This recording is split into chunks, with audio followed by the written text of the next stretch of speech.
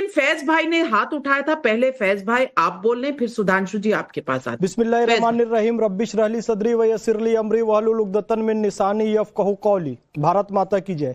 देखिए नविका जी, मैंने हाथ इसलिए उठाया क्योंकि जो मुद्दों पर चर्चा हो रही है उसमें मैं व्यक्तिगत रूप से जुड़ा हुआ हूं। पूरी दुनिया के 800 करोड़ लोगों में से मात्र 7,500 लोगों को निमंत्रण दिया गया था। 7,500 लोगों के पास व्यक्तिगत निमंत्रण देने जाया जाता तो कितना समय या कितना वर्ष लगता, ये आप जानते हैं टेक्निकली संभव नहीं है। मैं भी 7,500 में एक था। मेरे पास एक फोन कॉल आई थी कि आपको आना है और ये आपका नंबर है और ये आपका निमंत्रण है। तो मेरा सौभाग्य कि मैं वहां पर गया। मैं प्रतीक्षा नहीं करता रहा कि चंपत राय जी आकर व्यक्तिगत रूप से मुझे कार्ड देंगे तो मैं जाऊंगा, और टेक्निकली इसलिए पॉसिबल नहीं है।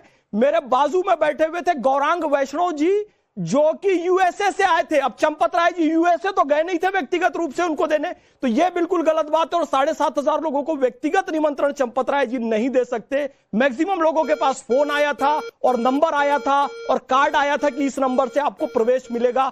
मैं भी गया था। मैंने ये नहीं कहा जी मुझे व्यक्तिगत रूप से आकर दो। अरे मेरा तो सौभाग्य था नविका जी, 7,500 में मेरा नाम आया, 800 करोड़ में मेरा कितना बड़ा सौभाग्य था। मैं दौड़ कर गया, 2 दिन पहले से अयोध्या में बैठा हुआ था कि मैं जरूर जाऊंगा, और ये आप मेरे सारे फोटो वीडियो देख सकते हैं।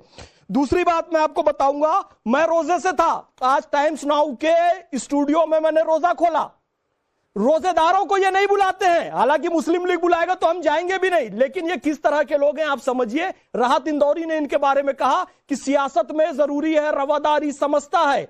वो रोजा तो नहीं रखता पर अफ्तारी समझता है। जो सुधांशु जी कह रहे थे कि बेरोजगार लोग पहुंच जाते हैं, रोजा नहीं रखेंगे, अफ्तारी में जाएंगे। 1 साल टोपी पहनकर जाएंगे, 5 साल मुसलमानों को टोपी पहनाएंगे और मोदी जी को ये कहेंगे ये नमाज की टोपी नहीं पहनी इन्होंने। क्यों पहनेंगे भाई? टोपी इबादत की है। सुधांशु जी भी कह रहे टोपी इबादत की विषय वस्तु है, सियासत की विषय वस्तु नहीं है। तो मोदी जी ने इस्लाम का सम्मान किया क्योंकि इबादत की चीज का सियासत में इस्तेमाल नहीं किया। अब और सुनिए, वर्तमान समय में इन्होंने जो प्रस्ताव लाया ना, व्यक्तिगत रूप से मेरे साथ जुड़ा हुआ है, वो कैसे है मैं बताता हूं। कर्नाटक में जब इनकी सरकार बनी, युवा ब्रिगेड का फोन आया मेरे पास, अन्ना चक्रवर्ती सुलेबिले का, क्योंकि मैं गो सेवक हूं। उन्होंने कहा भैया 10 जगह आपकी गो कथा, गो व्याख्यान करवाने हैं कर्नाटक में। मैंने क्या हुआ, कहा ये 5 गारंटी के साथ सरकार में आए थे कि चावल देंगे, महिलाओं को बस देंगे और बच्चों को छात्रवृत्ति देंगे। ऐसे 5 गारंटी लाए। हालांकि बजट नहीं बन पड़ा तो वो कर्नाटक कर्जे में चला गया। लेकिन सरकार में आते ही सबसे पहले उन्होंने गो हत्या पर लगा प्रतिबंध हटाया। तुष्टीकरण की पराकाष्ठा है जिसके बारे में आज राष्ट्रवादी लोग कह रहे हैं कि तुष्टीकरण की पराकाष्ठा के तहत मुसलमानों का तुष्टीकरण करने के लिए गो हत्या पर लगा प्रतिबंध हटाया, जो पूर्व सरकार द्वारा लगाया गया था। बड़ी बात कह रहे हैं। तहसीन पूनावाला जवाब दीजिए। 4% रिजर्वेशन चाहिए, रेजोल्यूशन वक्फ अमेंडमेंट के खिलाफ चाहिए, IUML के साथ इफ्तारी करना चाहिए, राम मंदिर के पास जाना नहीं है, सनातन को कहना है ये डेंगू मलेरिया है। ये कौन सी पार्टी है? ये कांग्रेस पार्टी। ये सिर्फ एक धर्म की पार्टी और कहती है अपने आप को सेक्युलर। नाविका जी, अव्वल तो आपके शो में मुझे शिरकत करने का मौका मिला, मैं आपका बहुत बहुत शुक्रगुजार हूँ। दूसरी चीज, रोजा मैंने भी रखा था। मैं नवरात्र में व्रत भी रखता हूँ, गणेश जी का भी व्रत रखता हूँ। मैं उम्मीद करता हूँ नाविका जी कि जब कोई भी रोजेदार हो वो झूठ ना बोले नाविका जी, और झूठ बोले तो उसको फैक्ट चेक किया जाए। ये एक डेफेमेटरी मामला है, चैनल की जिम्मेदारी लेता कि नहीं वो आप देखिए। कांग्रेस की कर्नाटका की सरकार ने गौ हत्या पे कोई भी कानून नहीं हटाया है। मैं ये बात बड़े जिम्मेदारी से कह रहा हूं, और बहुत मैं इसको रिपीट कर रहा हूं क्योंकि इससे कम्युनल वायलेंस बढ़ सकता है। उम्मीद है नाविका जी आप मुझे इंटरप्ट करते हैं, आप इस चीज को क्लैरिफाई करें। मेरी रिसर्च टीम इसको चेक कर रही है। प्लीज फैज भाई ने कहा है, आपने काउंटर किया है, हम फैक्ट चेक कर रहे हैं। हम फैक्ट चेक कर रहे हैं। चैनल सही फैक्ट शीट जरूर रखेगा चैनल पर। Navika ji, thank you Navika ji, thank you Navika ji. ये इस तरह की बातें करना एक राष्ट्रीय चैनल पर आकर, जिसके कारण दंगे हो, इस तरह की बातें करना जिसके कारण पोलराइजेशन हो, इससे किसका फायदा होता है ये सब जानते हैं। आपका जो सवाल था, जहां तक सवाल है कि इफ्तारी में कोई भी जा सकता है। मैंने स्वयं इफ्तारी में काफी करता हूं और उसमें सभी धर्म के लोग, सभी पार्टी के लोग आते हैं। मैं भंडारा भी करता हूं, सभी लोग आते हैं, सभी धर्म के लोग आते हैं। क्या भारत को इस चीज पे डिबेट करना चाहिए? हमें कानून पे डिबेट करना चाहिए। मैं कानून पे 4 चीज वक्फ के कानून पे बोलते अपनी बात समाप्त करता हूं। जो ये वक्फ अमेंडमेंट कानून लाया जा रहा है, मेरे हिसाब से, क्योंकि मैं कानून समझता हूं, ऑब्वियसली वो कोर्ट में जाएगा, वो आर्टिकल 25 के खिलाफ है, वो स्टेट्स के अधिकार के ऊपर वो प्रहार करता है। यह आपका सवाल वाजिब है कि पहले के कानून भी अगर प्रहार करते थे तो वो सूबे को अधिकार था कि वो कोर्ट जाए, वो नहीं गए। इस वक्त कोर्ट को सूबे को लगता है कि उनके अधिकार पर प्रहार होता है।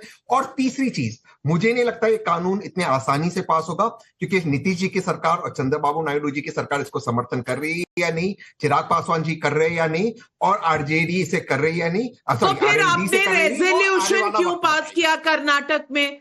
आप बता दीजिए ना, क्योंकि कांग्रेस पार्टी ने सेंटर में कोई रेजोल्यूशन, बांग्लादेश में हिंदू मारे जा रहे थे, उनका दिल नहीं दुखा, और वहां योगी जी ने कहा बटेंगे तो कटेंगे, तो यहां कोहराम मच गया था कि भाई ये कैसे कह दिया, कैसे कह दिया। सुधांशु त्रिवेदी जी, ये नहीं जवाब दीजिएगा। आप कह रहे हैं ना कि हम हर धर्म की आस्था की आप स्वयं करते होंगे, लेकिन राहुल गांधी और सोनिया गांधी जो कांग्रेस पार्टी के इतने बड़े आला नेता हैं, उन्होंने किस तरह के लॉज पास किए हैं? सिर्फ मुस्लिम्स को रिजर्वेशन इन कॉन्ट्रैक्ट्स, ये रेजोल्यूशन पास करना, सुधांशु जी ये कौन सी प्रवृत्ति, कौन सी सोच दिखाता है? वकार साहब आ रही हूं आपके पास। सुधांशु जी देखिए, मैं रिवर्स ऑर्डर में जवाब देता हूं। हाँ, मैं पहली तहसीन पूनावाला जी से कह दूं, जो कर्नाटक की सरकार कर रही है वो सरासर संविधान विरोधी है। आप खुद वकील हैं, आपको पता है संविधान ये कहता है कि केंद्र सरकार के कानून के विरुद्ध राज्य सरकार नहीं जा सकती। यदि किसी भी परिस्थिति में केंद्र और राज्य के कानून में कोई विरोधाभास है तो केंद्र का कानून प्रिवेल करेगा, यानी संविधान खतरे में है। दूसरा, कॉन्स्टिट्यूशन में बहुत क्लियर कट लिखा है कि धार्मिक आधार पर आरक्षण नहीं दिया जा सकता। इस पे बाकायदा कॉन्स्टिट्यूएंट असेंबली की डिबेट्स अवेलेबल हैं, जिसमें डॉक्टर अंबेडकर ने भी यह विषय बहुत स्पष्ट रूप से सामने आया था। सरदार पटेल इसके खिलाफ से सब कुछ है। इसके बावजूद आपने धार्मिक आधार पे दिया। ये दोनों बातें सीधे सीधे संविधान के मूल ढांचे पर आघात हैं, और राहुल गांधी जी जो नाटक करते हैं निकाल के दिखा दिखा के संविधान की रक्षा के लिए, सबसे ज्यादा संविधान पे आघात उन्हीं की सरकारें कर रही। पॉइंट नंबर 2, आपने कहा कि उससे दंगा हो सकता है गाय काटने से, तो आपकी वो पार्टी है जिसके युवक कांग्रेस के नेता ने केरल में सड़क पर गाय काटकर बीफ पार्टी की थी। केरल कांग्रेस के नेता ने कितनी कार्रवाई की थी आपकी पार्टी ने? उठा के उसको अरेस्ट किया था क्या? नहीं, आपको उन चीजों से लाभ होता है। पॉइंट नंबर 3, आपने कहा गाय काटने और खाने की बात, तो मैं पूरे दर्शकों से कहता हूं जाके चेक कर लीजिए। यूएस प्रेसिडेंशियल आर्काइव्स 1956 में या 57 में, जब ड्वाइट आइजनहावर के जमाने में नेहरू जी वहां गए, तो उनके जो प्रेफरेंसेस पूछे गए खाने के, ये डिक्लासिफाइड हुआ है सितंबर 1978 में। उसमें लिखा है कि उनके क्या थे, एक स्कॉच और एक फिलेट मैगन, जो एक विशेष प्रकार की बीफ थी जिसको उन्होंने खाया। ये बाकायदा डिक्लासिफाइड डॉक्यूमेंट है, विद सोर्स कोट कर रहा हूं, सितंबर 1978।